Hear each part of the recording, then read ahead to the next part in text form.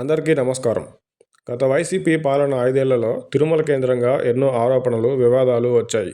BJP, Janasena, TDP నేతలు సహా ఎందరో పీఠాధిపతులు, పూజారులు, రఘురామకృష్ణరాజు గారు మొదలు ఇలా ఎందరో తిరుమలలో జరుగుతున్న తప్పులను ఏకరువు పెట్టారు. ధరల మూతతో పాటు పాలక మండలి నిర్ణయాలు భక్తులకు భారంగా మారాయనే ఆరోపణలు వచ్చినా ఏనాడు కేంద్ర బీజేపీ నేతలు స్పందించలేదు.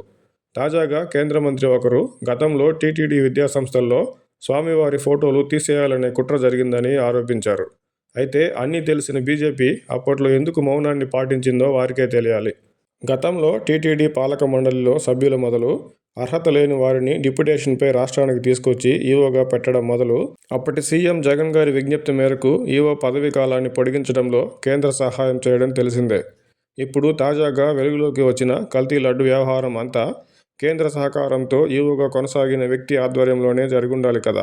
భానుప్రకాష్ గారు, ఇతర బీజేపీ నేతలు పదే పదే తిరుమలలో జరుగుతున్న తప్పులను ఎత్తి చూపినప్పటికీ బీజేపీ అగ్రనేతలు స్పందించని కారణంగానే అప్పటి టీటీడీ పాలక మండలి చైర్మన్లుగా ఉన్న వైసీపీ నేతలు లడ్డు కల్తీ వంటి ఘోర తప్పిదానికి పాల్పడి ఉండొచ్చు.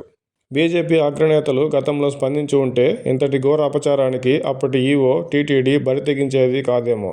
కల్తీ నెయ్యిపై 2 నెలల క్రితమే రిపోర్టు వచ్చినప్పటికీ ఇప్పటి వరకు రిపోర్టును బయటపెట్టకుండా, ఎవరిపై చర్యలు తీసుకోకుండా చంద్రబాబు గారు ఆలస్యం చేయడం వెనుక అర్థం ఏమిటో ప్రభుత్వం నుంచి ప్రజలకు చెప్పాలి.